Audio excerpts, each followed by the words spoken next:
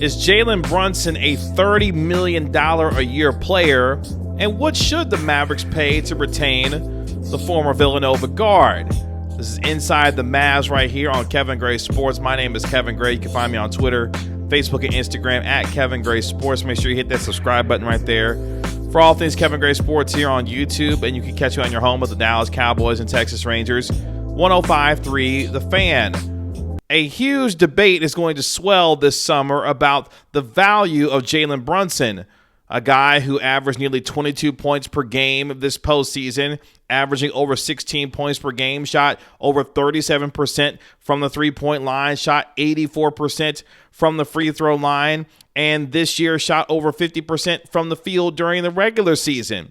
And obviously, the 41-point performance that he had against the Utah Jazz in helping the Dallas Mavericks win their first playoff series since 2011 goes down as the hallmark achievement of these playoffs, these past playoffs, for Jalen Brunson. And with him being an unrestricted free agent going into the summer where the class isn't necessarily great, there will be a lot of suitors who will be looking at Jalen Brunson possibly for his services going into this upcoming NBA season. John Hollinger of The Athletic put together his board valuations for the upcoming free agents this summer, and he has Jalen Brunson's description very interestingly in the not nearly at the max guys, but close to it when it comes to the valuation. And just looking at what the valuation of Jalen Brunson is, let's step back and evaluate him as a player. Jalen Brunson, we know, can get to the bucket at any point that he wants to, can break guys down off the dribble. Obviously small in stature, but at the same time, an efficient scorer who can score at the bucket and in the mid-range, is an improved three-point shooter, having improved his three-point percentage as he continues to go throughout his career, not only shooting 37% this year, but also shooting 40% the year before when you look at the amount of attempts that he's taking. Obviously, he's continuing to increase those year after year as well. So Jalen Brunson as a player continues to grow, especially on the offensive end.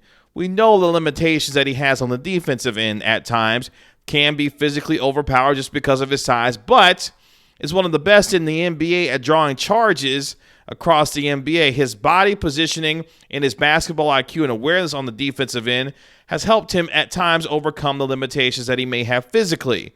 We know what kind of high basketball IQ Jalen Brunson presents on both offense and defense, and now with the added aggressiveness with being able to play not only alongside Luka Doncic, where at the beginning of this past season, he started off as a guy coming off the bench, but then as the need for him needed to be in the starting lineup, was able to blossom and flourish into the kind of player that you could see being on this team long term.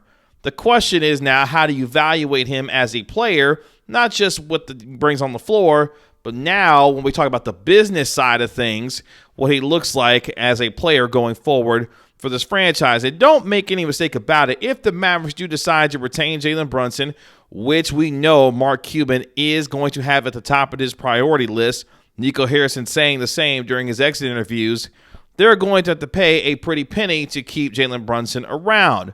Now, here's what John Hollinger had to say when it came to his valuation of Jalen Brunson as a player. Brunson's strong playoff run for the Mavericks seemingly silenced some of the chatter that A, Dallas might be willing to let him walk, and B, another team could get him for well below the max. There you go. Now it seems likely any serious offer would have to be for at least $100 million over the next 4 years, somewhat limiting the potential suitors given the greater difficulty of meeting that threshold in a sign and trade. Now, if you're wondering, Hollinger says, about the Knicks, for instance, they'd have to dangle a lot more than, not a terribly desirable filler in front of the Mavs to get a deal done. Good luck with that. He goes on to say, as a small guard coming off a career year, the board valuation is likely at the high end of where the league sees Brunson, but he should be able to get into the range of $25 million per year. The more interesting question is what this might do for the Dallas Mavericks' plans, increasing his salary. Now remember, Jalen Brunson last year made a mere $1.8 million for the Mavericks. To such a pricey sum would put the Mavericks above at about $30 million in luxury tax next year and produce a whopping $85 million check to the league. Something obviously has to give from Hollinger. And he puts his valuation at for Jalen Brunson in the not so close to the max, but close to the max type of guy, and $29.37 million. You say, Kev, we're talking about a near $30 million player. Well, let's step back here. We knew that the price was going to go up with Jalen Brunson. You remember, did not get a deal done before the beginning of the season, did not get a deal done during the season, and the price continued to go up as he bet on himself and did not accept the Mavericks offer at the time. Remember, Dorian Finney-Smith signed his 4-year, $55 million deal during the middle of the season. Jalen Brunson opted not to do negotiations during the middle of the season, decided to wait till after the year, and obviously it paid off in him betting on himself.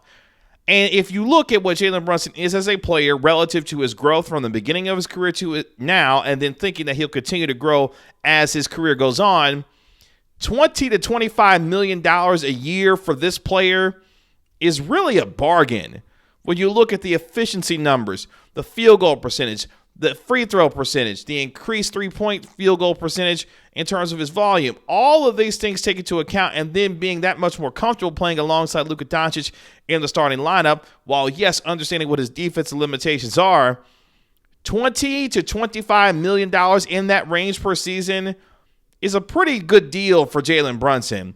And when you start thinking about the economics of the game going forward, Jalen Brunson's $20 to $25 million range for his salary is really going to be a bargain over the next couple of years. Remember, the NBA has a $24 billion TV rights deal in place. They expect that to go up to over $70 billion. And even if it doesn't reach the $70 to $75 billion that the NBA wants, it's going to significantly increase, which means, for the larger point, Jalen Brunson's salary, whether it be 20, 21, 22, 25, even if you start getting into the 26, 27, maybe $28 million a year range, it's not going to be nearly as bad as what it may sound based on what you think he may be as a player. But more importantly, for the Mavericks, they have to pay him. They don't gain any additional salary cap relief if they don't sign him. They have his bird rights, and they can pay him more than anyone else can in the league. So if a team tries to bid for Jalen Brunson's services, the Mavericks can come back and offer a 4 or 5 year deal to be able to keep him long term, and the Mavericks can pay him more than anyone else. The question is, how serious will the suitors be? If you're the Knicks, you'll have to create room by moving on and reducing salaries. I know Rick Brunson, his father, just became part of Tom Thibodeau's coaching staff. Remember, he's been a part of his coaching staff in the past. But again, the Pacers, the Pistons, teams that are going to have significant salary cap space to try and lure away Jalen Brunson are still going to have to compete with the Mavericks, who can pay him more than anyone else. And then if you're the Pistons and other teams, how much more do you want to try to overpay to try and get Jalen Brunson? So by all accounts, it looks like he's coming back. But let's not get it twisted.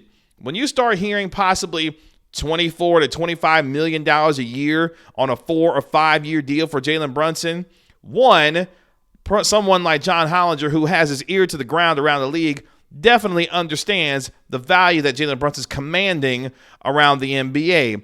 And 2, if you're the Mavericks, it's worth your while to bring back a guy who you've developed since 2018 and seen him blossom into the kind of player that he is. And if that's the case, it's well worth it. But again, this is about the dollars and cents here. You get no relief by not signing Jalen Brunson back.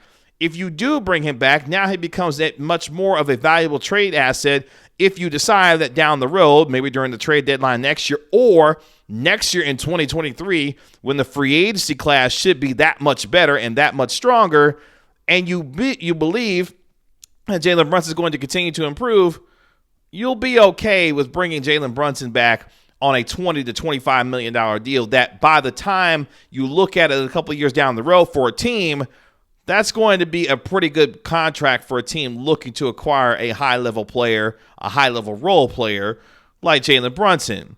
So all in all, it sounds like it's a pretty good deal for the Dallas Mavericks to be able to bring him back. And when you start looking at how people around the league are feeling about him, talking about a possible valuation of nearly $30 million, and you can get said player between 20 to 25, it sounds like you're doing pretty good if you're the Mavericks. And if that's the case, you shouldn't have any problem either bringing Jalen Brunson back based on his value, his contributions as a player, and more importantly, his growth that we believe we're going to continue to see throughout the course of his career. And if that's the case, it's well worth it for the Mavericks to bring him back.